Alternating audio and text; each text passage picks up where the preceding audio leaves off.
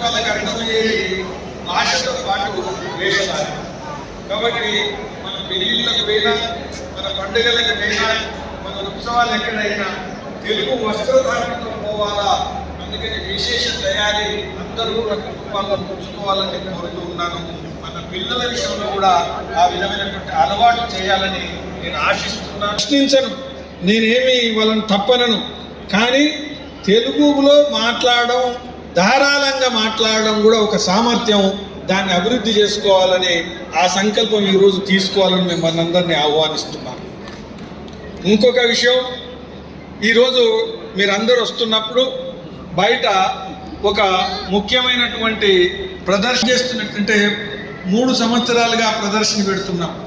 ఒక సంవత్సరం తెలుగు భాష లిపి ఏ విధంగా అభివృద్ధి చెందింది ఇప్పటికొచ్చి పెట్టడం జరిగింది. పోయిన సంవత్సరం వేదాల్లో కూడా ఉండేది అన్నం ఏదైతే ఉందో, అన్నం అంటే వరి. కాబట్టి వరి మన సంస్కృతికి, అన్నం మన సంస్కృతికి, మన యొక్క అస్తిత్వానికి మారిపోయారు. మనం ఎప్పుడైతే ఉనికిలోకి వచ్చామో అప్పటి నుంచి మన సంస్కృతి, మన సభ్యత, మన నాగరికతకు వరి అన్నం ఏదైతే ఉందో అది మన గుర్తింపుకు మారిపోయారు. అటువంటి ఏ విధమైనటువంటి విశేషమైన కృషి చేస్తున్నామో అదే విధంగా చాలా మంది పూర్వం ఉన్నటువంటి అన్నం, రకరకాల అన్నం అంటే వరి ధాన్యంలో ఉండేటువంటి వివిధ రకాలు ఏవైతున్నాయో ఇక్కడ ప్రదర్శన పెట్టడం జరిగింది. వాళ్ళందరినీ కనుక మీరు మాట్లాడితే, సమయం ఇచ్చి మీరు మాట్లాడితే 365 రకాలు వాళ్ళు సేకరించడం జరిగింది. భోగం ప్రసాదంకు, నైవేద్యానికి చాలా ప్రసిద్ధిగాంచినటువంటి ఎన్ని రకాల అంటే ఒక సమృద్ధిగా లేనటువంటి, వైభవం లేనటువంటి దేశం అన్ని రకాల సమృద్ధి అంటే ఉండేటువంటి అన్ని రకాల నైవేద్యం భగవంతుడికి పెట్టడం సాధ్యం కాదు. కాబట్టి అన్ని రకాల నైవేద్యాన్ని పెట్టగలిగేటువంటి సమృద్ధిని సాధించినటువంటి దేశం భారతదేశం. అన్ని రకాల నైవేద్యాన్ని తినగలిగేటువంటి భగవంతుని మనం పూజించేటువంటి దేశం భారతదేశం.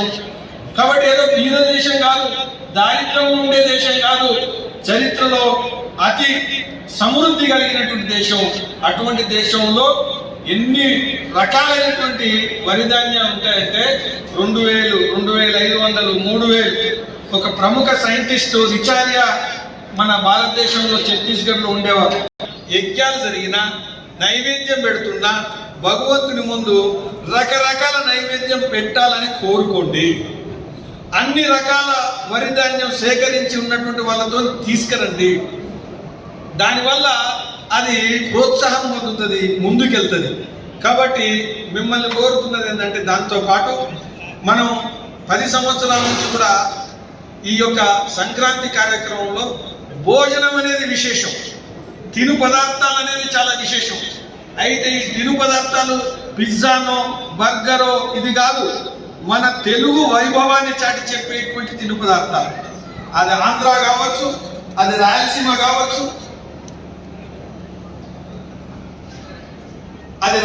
కావచ్చు, లేదా అది తెలంగాణ కావచ్చు. అనేక రకాల తిను పదార్థాలు ఏవైతున్నాయో అవి ప్రసిద్ధిగాంచింది మన దేశం. వాటిని మళ్ళీ ఉనికిలోకి, ప్రాచుర్యంకి తీసుకురావాలనే ఉద్దేశంతో ఇక్కడ మంచి తిను పదార్థాలు, భోజనాలు ఏవైతున్నాయో తెలుగు భోజనం మాత్రమే ఇక్కడ తయారు చేసేటువంటి పద్ధతి. కాబట్టి రుచులన్నీ చూడాలి. రుచులు ఎన్ని విధాలుగా చూస్తే మనకు పరమేశ్వరుడు మన ఆకలి రూపంలో ఉండేటువంటి పరమేశ్వరుడు సంతృప్తి ఉంది. కాబట్టి దీన్ని మీరు ప్రోత్సహించాలి. ఉద్దేశం ఏంటంటే తిని వెళ్ళడమే కాదు, ఇది మన ఇంట్లో, మన భోజనాల్లో, మన పెళ్లిల్లో, మన ఉత్సవాల్లో మీరు ప్రోత్సహించాలా అనేటువంటి విషయం ఉద్దేశంతో ఈ కార్యక్రమాన్ని చేయడం జరిగింది. ఈ రోజు కార్యక్రమంలో భోజనంలో వీళ్ళు విశేషంగా తయారు చేసింది గోంగూర పులిహోర. అయితే మీకు ముందే ఎందుకు చెప్తున్నారంటే మీరు తయారై ఉండండి విశేషంగా. అదేవిధంగా అలసందల వడ, పేనీలు, కొత్తిమీర, వంకాయ, ఇలా రకరకాల వంటలు చేసేటువంటి వాళ్ళు పరిశోధన చేసి చర్చించి అనేక రకాలైనటువంటి చర్చించి ఈ కార్యక్రమాన్ని చేశారు. అయితే అందరూ కూడా ఈ కార్యక్రమాన్ని ఆనందించండి, ఈ కార్యక్రమంలో జీవించండి. మీరు ఇక్కడ నుండి ఫోన్లలో వేరే వాళ్ళతో మాట్లాడకండి, ఇక్కడ నుంచి సంకల్పం తీసుకొని వెళ్ళండి.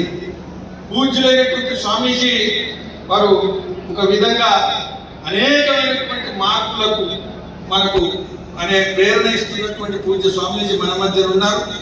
మనకు ఈసారి స్వామీజీ యొక్క ఆశీర్వచనాలు మనకు లభిస్తాయి.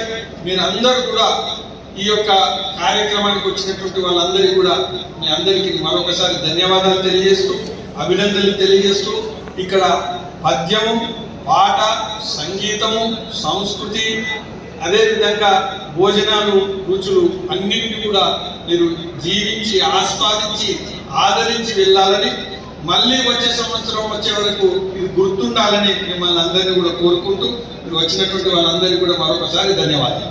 శాస్త్రీయ నృత్యాన్ని గురుముఖత నేర్చుకుంటూ డాక్టర్ వనజా ప్రస్తుతం బెంగళూరులో MBA కోర్సు చేస్తున్న తన యొక్క రిహార్సల్స్ కావచ్చు, సాధన కావచ్చు, ఎక్కడా కూడాను పొరపాటును కూడా మిస్ కాకుండా కొనసాగిస్తున్నటువంటి కీర్తిప్రియ పేరు కూడాను, పిల్లవాడి పేరేమో విశ్వతేజ, ఏమేమో కీర్తిప్రియ.